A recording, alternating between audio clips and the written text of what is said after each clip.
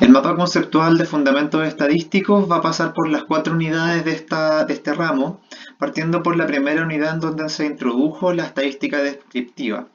Primeramente observamos el concepto de unidad de análisis, que es el objeto de estudio, del cual se sacan muestras de una población o universo, y existen distintos tipos de muestreo para poder hacer esto. Probabilísticos y no probabilísticos. Los probabilísticos pueden ser aleatorios simples, sistemáticos, estratificados o por conglomerado, mientras que los no probabilísticos pueden ser intencionales, por cuotas o bola de nieve, dentro de otros tipos. De la unidad de análisis se sacan las variables que se desean estudiar. Estas pueden ser cualitativas o cuantitativas. Las cualitativas van a tomar niveles de medición nominal u ordinal y las cuantitativas intervalar o de proporción. Los niveles de medición nominales solo distinguen las diferencias entre las categorías de la variable.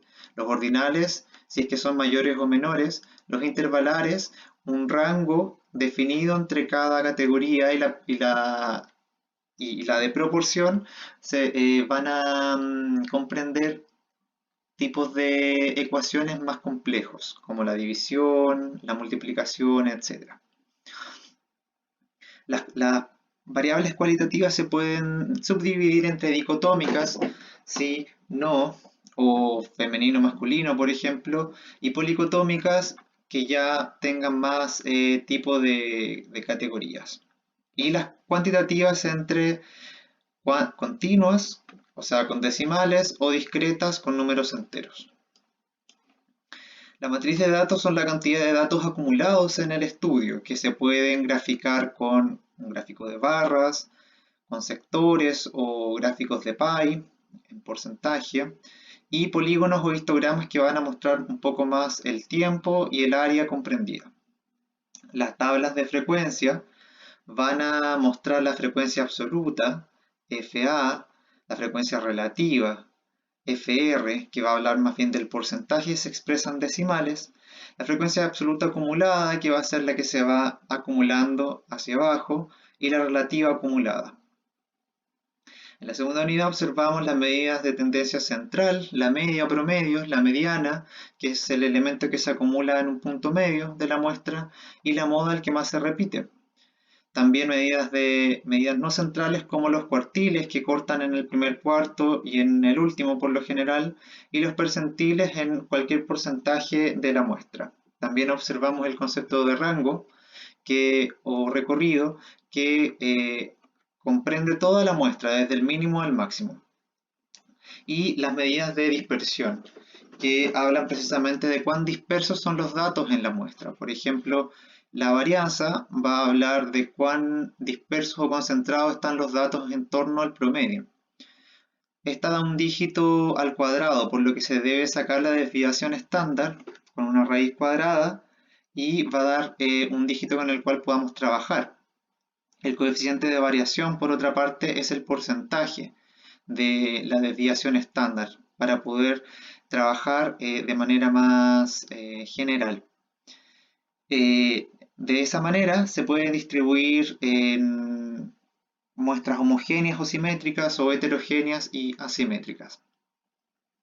La estadística inferencial ya de lleno va a tratar sobre la probabilidad, que puede ser vista desde la manera clásica o frecuentista. La clásica son los casos probables partido por los casos posibles y las frecuentistas van a ser el número de aciertos partido por la cantidad de experimentos realizados.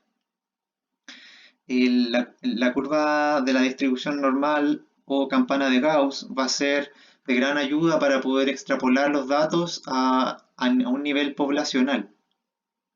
Es este gráfico en donde se condensan los datos mayores en un punto medio, el promedio está ahí y permite de alguna manera comparar muestras para poder después hablar de población.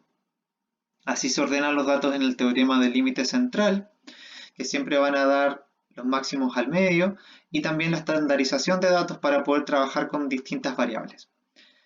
Esto viene a ser un parámetro. Ya estamos hablando acá a nivel poblacional.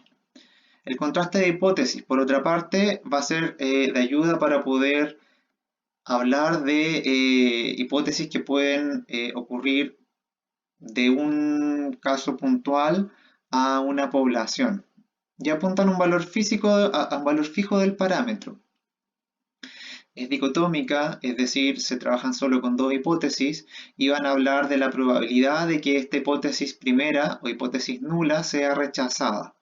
El rango de ser rechazada en este contraste va a ser alfa o 0,5. En cambio, la hipótesis alternativa va a ser, por lo general, lo que niega la hipótesis nula, es decir, que hay diferencia. La hipótesis nula, por lo general, habla de que no hay mucha diferencia, es decir, no es significativa esta contrastación de hipótesis, no se podría observar a nivel poblacional, y es lo que yo someto a prueba. Las pruebas de diferencias de medias que observamos en este respecto fueron la TD-Student y la ANOVA. La TD-Student sirve para comparar dos muestras poblacionales y la ANOVA tres promedios de muestras poblacionales. Por último, las pruebas de asociación van a ser una comparación entre variables. En este caso se pueden dividir entre paramétricas y no paramétricas. La correlación de Pearson, como la paramétrica, va a necesitar una distribución normal y va a poder trabajar con variables cuantitativas, mientras que las no paramétricas van a trabajar con variables cualitativas. En este caso tenemos la de chi cuadrado, la correlación de Spearman y el coeficiente de Kendall.